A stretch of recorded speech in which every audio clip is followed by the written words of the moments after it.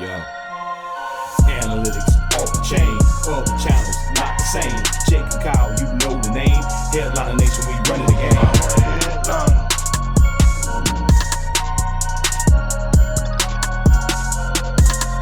I'm a headliner. Yo, what is going on, Headliner Nation? Welcome back into the Fantasy Headliners. Kyle here to take you through my wide receiver start and sit analysis for week 11. And I sound like a broken record at this point.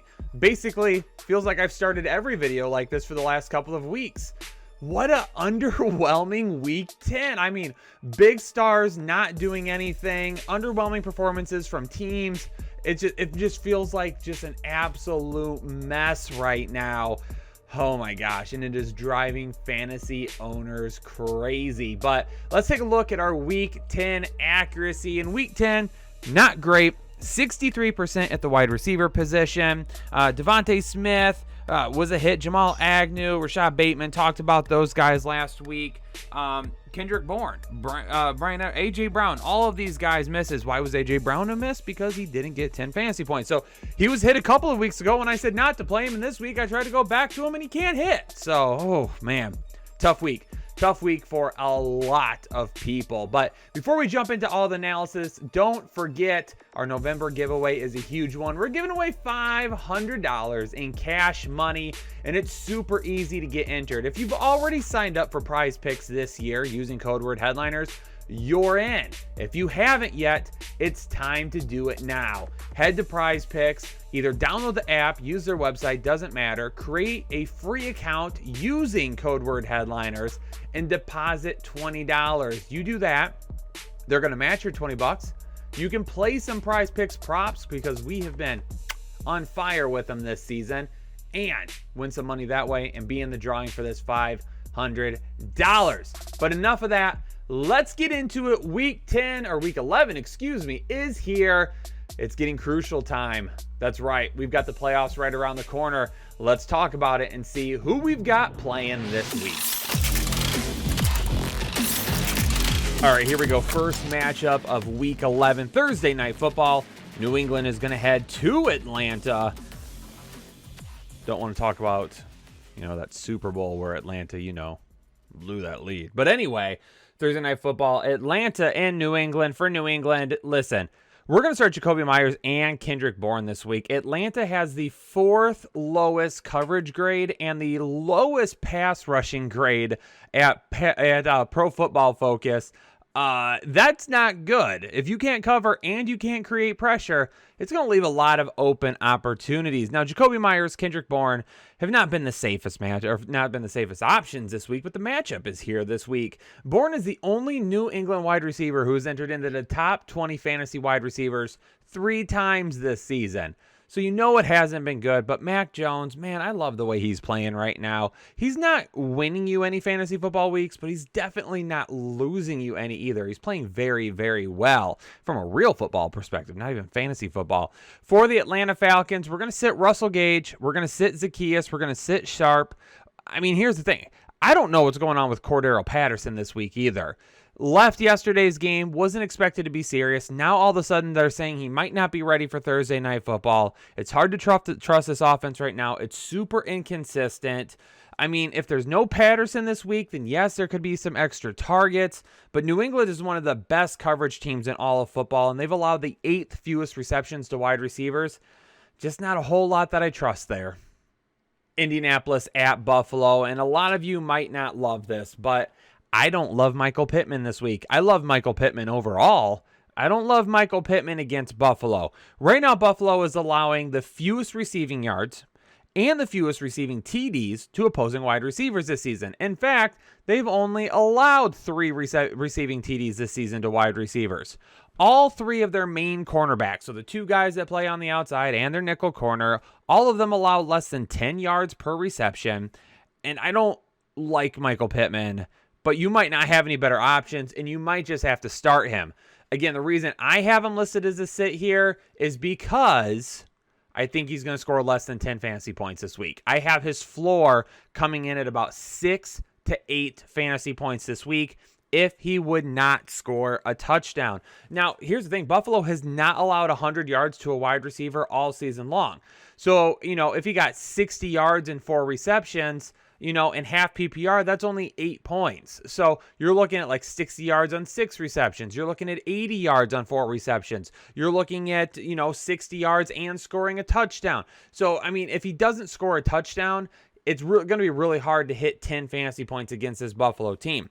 For the Buffalo Bills, Stephon Diggs, and I looked at Cole Beasley for a couple minutes. I was like, this is going to be Dawson Knox week, which we'll talk about more in the tight end video. If it's going to be Dawson Knox week, can it really be Cole Beasley week? But then I looked, and the nickel corner for the Indianapolis Colts, Kenny Moore, well, he's allowed the most receptions and the most receiving yards in the slot this season. We're definitely starting Cole Beasley.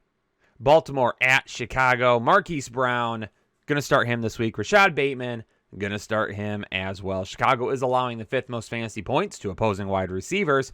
And Rashad Bateman, since he's come back from his injury, he's averaging 7 targets a game. In each of the last 2 weeks, he's had 8 targets. So I really like where Rashad Bateman is trending up in this offense right now. Again, I don't think he's taking over the wide receiver 1 status on this team by any means. Yes, he did score more than Brown last week, but Brown still had more targets, and his targets are a little bit more valuable as well, some deeper targets too.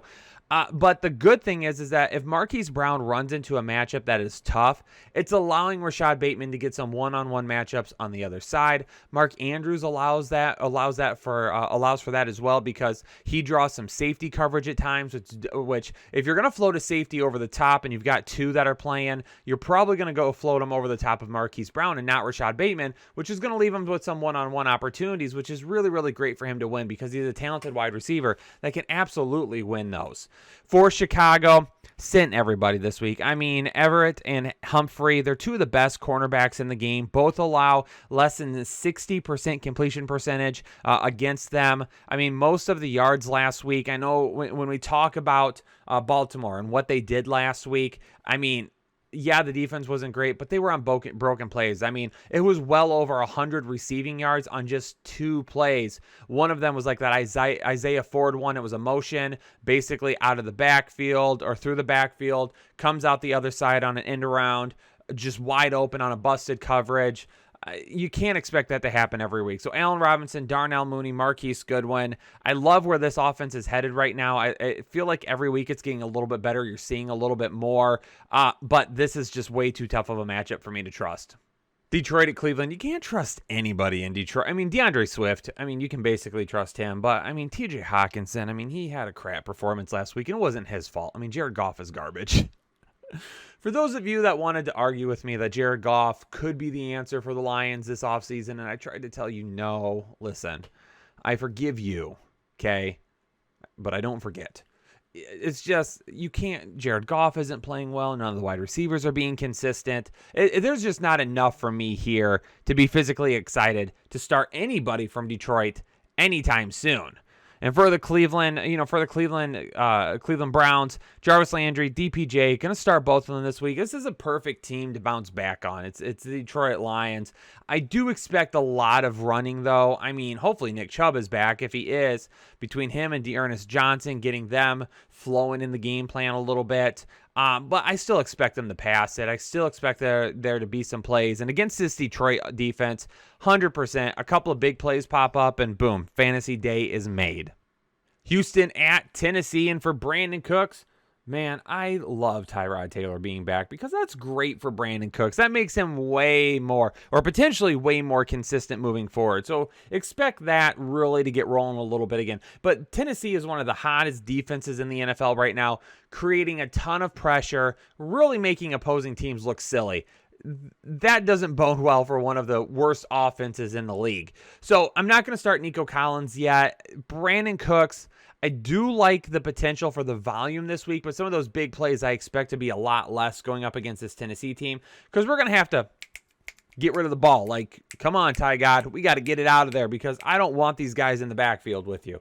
For Tennessee, A.J. Brown is really going to be the only start for me. I mean, Chester Rogers, Nick Westbrook, Ikeen, and then Marcus Johnson. Can you really trust any of these guys? It's a really, really good matchup for A.J. Brown. Yes, they're still trying to run the ball a little bit, but how much are they going to actually run it? I expect a lot of volume for A.J. Brown this week and a lot of upside.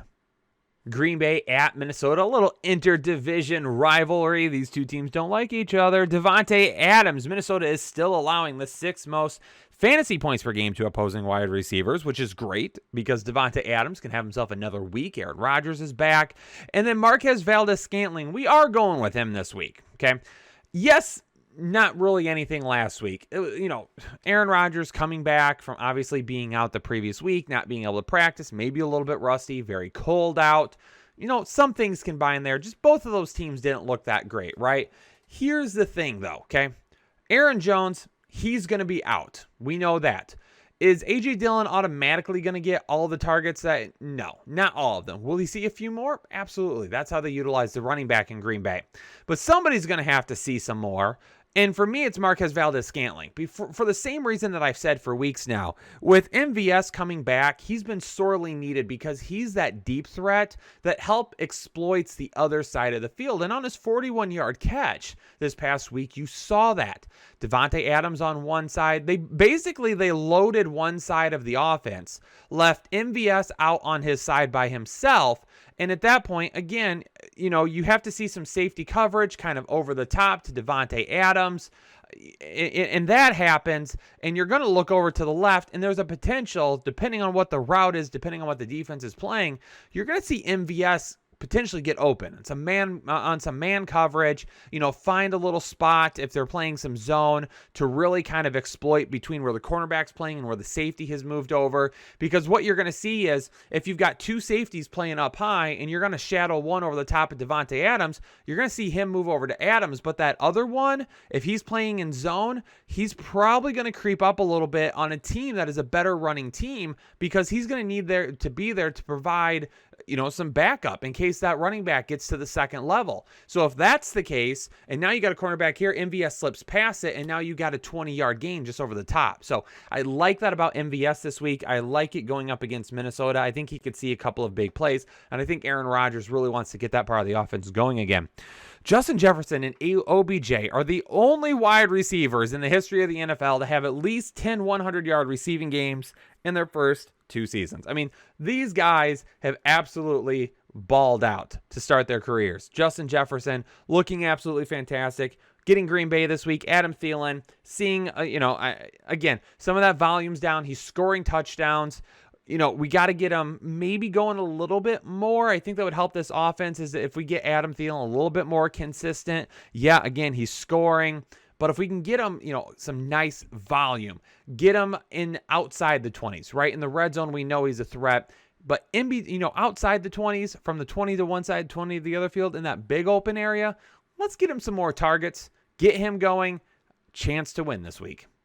Miami at the New York Jets. And for Miami right now, Jalen Waddle is the only trustable wide receiver. Last week's success was based on busted plays. And I mentioned that a few minutes ago when I talked about Baltimore. I mean, Isaiah Ford, all of his, over half of his receiving yards came on that one busted play where he motioned around, just found some open field out of the backfield and just boom, gone on that pass play. Same thing went for, Albert Wilson last season. Almost half of his yards on the night came on one broken play. So, looking at last week, people could be like, oh, these wide receivers are getting it. No, that's not the case at all. So Jalen Waddle, he's going to be the only guy that I really trust this week. The Jets defense has allowed 45-plus points in 3 of their last 4 games. But again, not really trusting this big outpouring of fantasy value where all these guys become startable on a weekly basis. And for the New York Jets, at this point, who are we going to start, right? Corey Davis last week, he played well. He did. 95 receiving yards, I think, against a really tough team. Jamison Crowder isn't really seeing the same type of play that we saw. Elijah Mitchell is kind of starting to take that away from him right now. And because of that, Elijah Moore, Did I say Elijah Mitchell? Elijah Moore, wrong player. I don't even know if that's what I said or not. Corey Davis, Elijah Moore. These are really going to be the two guys that I see this week as the ones to get a decent amount of volume. Again, Miami's defense played really, really well against Baltimore on Thursday night, but I think it's one of those one-off performances. And, and what's going to happen at the quarterback situation? I mean, Zach Wilson at some point, hopefully he gets healthy. Mike White didn't look good last week. Joe Flacco ended up having to come in. So, we're just going to keep those fingers crossed. If you got to start Corey Davis or Elijah Moore, that there's just some sort of a rapport with whoever the quarterback is to really help get these guys going. New Orleans at Philadelphia, and Traquan Smith is going to be my only start from New Orleans this week. Last week, he played 20 snaps in the slot, so they've been utilizing him in the slot the most since he's came back. Now, the nickel cornerback, Maddox for Philadelphia, the one that normally plays in the slot, for those of you that don't know, has allowed the third most receptions to slot wide receivers this year. Traquan Smith is building a little bit of a rapport with Trevor Siemian. I'm expecting a touchdown. I'm expecting some decent plays out of Traquan Smith this week, especially with Marquez Callaway, Deontay Harris being on the outside, having some tougher matchups out there. For Philadelphia, though, Jalen Reagor, Devontae Smith, Quez Watkins, they're all going to be sits. Now, you're probably going to be saying right now, Kyle, you're sitting Devontae Smith. How? The dude's been on fire the last 2 weeks. He has been. He's played very, very well. Congratulations, Devontae Smith. But his performance the last 2 weeks will not give you any points this week, right? And more than likely this week, he's going to see Marshawn Lattimore. And I don't really think Devontae Smith is at a point in his career where he's going to rip apart Marshawn Lattimore. Now, last week, I mentioned with A.J. Brown that Marshawn Lattimore barely allows under a 50% reception percentage against him, but he allows a 20-yard per reception average. He can give up some really big plays. So, an offense that has been running the football a lot more, an inconsistent quarterback in Jalen Hurts for a majority of the season, some good games, mostly inconsistent, against a top corner? No, thank you. Washington against Carolina is going to bring my Manscaped must-watch matchup of the week. Our friends over at Manscaped are sponsoring us once again this season. So if you're looking for any gifts for that special man in your life, well, listen up. Manscaped.com. When you check out, use code word headliners because you're going to get 20% off of your entire purchase and you're going to get free shipping. So again, looking for a special something for that special someone, get him something from Manscaped. Get him a perfect package, okay? It'd be great for him. Trust me. A majority of you out there watching, you probably need it. But Manscaped.com, code word headliners, 20% off and free shipping. So the reason that this is my Manscaped must-watch matchup has nothing to do with Washington's wide receivers. Carolina has allowed the third fewest fantasy points to wide receivers, but I just can't sit Terry McLaurin. I mean, he's the guy. He is the guy in this offense. He's going to get a ton of targets. We've seen him exploit big-time cornerbacks in the past, really good defenses in the past. We've seen it where Terry McLaurin has shown that he can be matchup-proof at times. I'm not sitting him this week, even though it is a tougher matchup.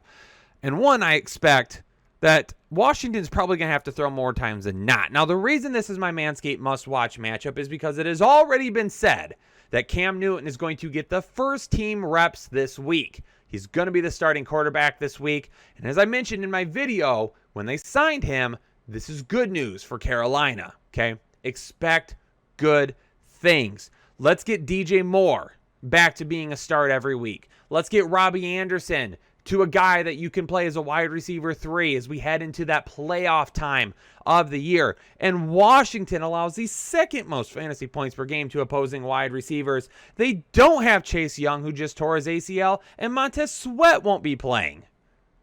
That's a recipe for disaster for a defense. I'm hoping Cam and these two guys absolutely fly through this Washington defense, have huge days, and we all regain our confidence in them. San Francisco at Jacksonville, and Brandon Ayuk's getting his groove back. Some of that mojo that he lost, he's getting back. Is that the second Austin Powers movie where he loses his mojo and he's got to give it? I digress. We're not going there right now. But anyway, he's getting going again. And that's what this offense needs. Now, I mentioned this last week with Deebo Samuel, and it's something I mentioned over the offseason too when I did a bounce back or bust video on Deebo Samuel, and I said I expect him to bounce back. He is almost matchup proof at this point because the way he's used. I mean, he's not your prototypical wide receiver that you just line out wide and just let them go. He's out wide. He's at cornerback. He's in motion. He takes screens. He's out of the backfield. He's everywhere. And because of his elite athleticism, it allows him to win at all levels of the field. I mean, they did it this past week against the Rams, right? I got a lot of questions about Deebo Samuel. Was a little bit hampered last week. This is a tough matchup. We're not sitting Deebo Samuel against these tougher matchups. Does it limit some of the ceiling? Maybe, but it doesn't matter because of how good he is. And the same thing goes here against Jacksonville, right? Because they utilize him all over the place. The matchup really doesn't matter to me. We're always starting Deebo Samuel. Now it is Jacksonville, so it's not like it's a tough matchup or anything. But on the Jacksonville side of the ball, Laviska Shenault led the team in targets for the first time since week 3, but didn't do anything with it again. It's kind of been the problem all season long. If he gets targets, he doesn't do anything with them. And it's not necessarily his fault. It's the game plan. I don't like the way he's being utilized. I mean, he gets these rinky-dink screen passes, but they can't get to the next level to block, so he doesn't. I don't love it. I mean, the guys blocking for Laviska Shenault on those little screens are like half the size that he is. Little Jamal Agnew out in front of trying to block guys for Laviska Shenault doesn't work. But for Jamal Agnew, I mentioned it on the waiver wire video, he's being utilized in this Urban Meyer offense the way Curtis Samuel was at the college level at Ohio State. It's the way Travis Etienne, it's exactly why Travis Etienne was drafted, to be utilized like this. He's getting a lot of those plays, and it has worked so far this season. We're putting him in the start column because of that. Cincinnati is going to be heading out to Las Vegas this week, and Jamar Chase, T. Higgins, both of these guys are going to be starts for me. Now, LV got shredded last week by Kansas City. Now, is Cincinnati Kansas City? No, but they're getting there. They're getting to that type of an offense. Still maybe some inconsistencies with it, but the offensive line is better. They have all the weapons. They have the quarterback. They have everything that you need. Now, the one thing that's good about KC against Las Vegas is that Las Vegas creates a lot of pressure, but Patrick Mahomes and his ability to maneuver in and out of the pocket really helps with that. Joe Burrow, we don't really want doing that, okay? Why? Because I don't want Joe Burrow taking a shot to that knee. He's only a year removed from that surgery, okay? So it's not like the dude, it's never been hurt. And we're like, oh, Kyle, why you not? Okay, so how do we do that? How do we keep Joe Burrow from having to be outside the pocket all the time, running, all of that? Quick passing plays. A little bit different than what we've seen, but if you do that enough with this offense, it is going to open up something over the top, and then that's where your big points will be made on the day. So nice short passes, okay, quick passes, slots, maybe some screens, get these guys involved, boom, boom, boom, then over the top, and that's when one of the fantasy days will be made. For the Las Vegas Raiders, here's the thing, okay? Hunter Renfrow is definitely going to be a start. He has cemented himself as the guy in this offense, okay? That's all there is to it. That's all there is to it, which I love because I loved Hunter Renfrow in the draft. Really overlooked. I prayed that my Lions would freaking take him, and they messed it up as always, but they probably would have ruined him anyway, so it doesn't matter. Really liked Hunter Renfrow. Very low-key good player. Okay, he does a lot of things right. He's not flashy. He doesn't do anything spectacular. He just does a lot of things right. That's great. Hunter Renfrow is a dude out there. Okay. As far as a wide receiver 2 at this point, not ready to commit to Bryan Edwards because I think he's going to see QB1. Awuzie is going to probably be covering him this week. The cornerbacks have been really, really good this year for Cincinnati, but Hunter Renfrow in the slot should have a really, really good week. And then obviously, Darren Waller, we got to get him rolling a bit again. But Jacobs, Kenyon Drake, a lot of them being utilized. I just don't see it for the wide receivers this week outside of Renfrow. Dallas at Kansas City, and CeeDee Lamb and Amari Cooper will both be starts for me. Got to keep an eye on the arm contusion from CeeDee Lamb. Is it going to hold him out? I really don't think so, but you never know. We know they're going to be throwing it a lot against Kansas City. It's going to be one of those games where they're going to have to be moving the ball down the field. If for some reason CeeDee Lamb does end up missing, then Michael Gallup will become a start for me. But as of right now, he'll be a sit. CeeDee Lamb will be a start.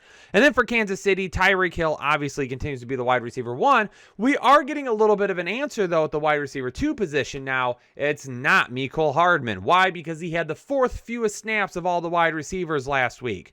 Or the 4th fewest route runs of all the wide receivers last week. So we know he's really starting to wear on the Kansas City team. And just to think he was drafted over DK Metcalf and A.J. Brown. Oh, yikes. Okay. Listen, we all make mistakes, right? That's a pretty big one. But DeMarcus Robinson, Brian Pringle, Josh Gordon, even with Mecole Hardman getting less, none of them else are really getting more. So, CEH could be back this week. That will help in the passing game a little bit. Maybe.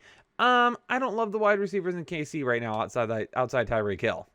Listen, I could end up being totally off, but I am operating under the assumption that we see Kyler Murray and DeAndre Hopkins this week. Why?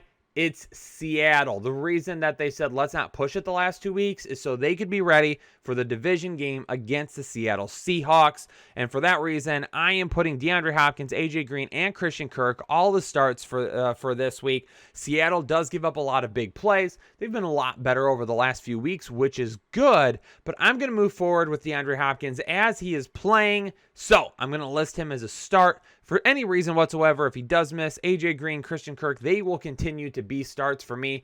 I just think with Chase Edmonds being out right now, it does allow for a few more targets. Eno Benjamin not really getting utilized in the game plan. James Conner, he's a guy right now that, yes, they're going to utilize him, but I don't think they're going to want to run him 25 times a game. So I think they're going to rely on the passing game a little bit more this week against Seattle. And as long as DK Metcalf can keep his cool and not get tossed out of another game, I think we'll be all right this week. The problem last week is Russell Wilson and the injury to the finger, okay? Comes back last week. The grip on the ball was a little weird. You could see that he did have it covered up. He tried to wear a protective glove, before the game and pregame, but that wasn't really working out, so he took it off.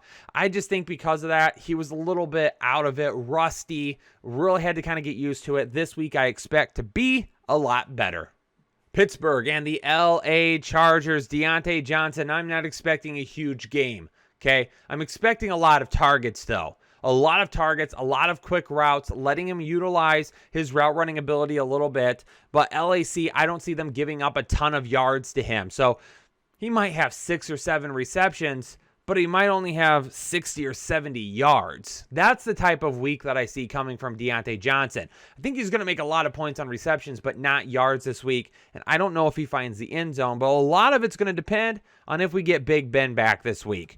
For the Chargers, Keenan Allen, Mike Williams, they're both going to be Keenan Allen. Did I say Keenan Williams? What is my problem tonight? Keenan Allen, Mike Williams, both of these guys are going to be starts. Keenan Allen back to that huge PPR, half PPR upside with lots of volume. Mike Williams, he's really killing us as of late. But, this is a Pittsburgh defense that they can absolutely throw against. Hopefully we can get them going. And hopefully Los Angeles is looking at the box score and seeing that there's a correlation between how many targets Mike Williams is getting and how well they're playing. Because at the beginning of the season, when they were playing really, really well, he was getting a ton of targets. Talked about it last week on one of our shows, right? This week, can we get him going, please? Come on, LAC. The coaches of the past that didn't know how to utilize your players' abilities, they're gone, okay? The coaches that are here now, we need to figure it out. Get Mike Williams going this week. On Monday Night Football, the New York Giants get to head into Tampa Bay. Tampa Bay coming off a little bit of a down performance. So are the New York Giants going to be able to take advantage of that? I don't really think so. Kadarius Toney, I've got him listed as a start again. Coming off the bye the week before was not a great game for him. But if Sterling Shepard is out, Kadarius Toney fills that role in this offense. And that's where Daniel Jones feels very, very comfortable. We see it in the numbers. It's been that way all season. I'm going to list him as a start, trying to get the ball out quickly against this pass rush. For Tampa Bay, Chris Godwin, Mike Evans, those guys are going to continue to be starts. Godwin, a decent volume day last week. Mike Evans really kind of built just on one big play, which was unfortunate, but a big play nonetheless, and that's what you get with Mike Evans. There you have it, Headliner Nation, my wide receivers. are in the books for you. My start and sit analysis for week 11. Do me a favor, though, before you get out of here, hit the like button, subscribe to the channel if you're new, and in the comments below, let me know one of the matchups that you're most excited to watch this week. I'm going to get out of here, so everybody stay safe and stay healthy, and I will catch you on the next episode of the Fantasy Headliners.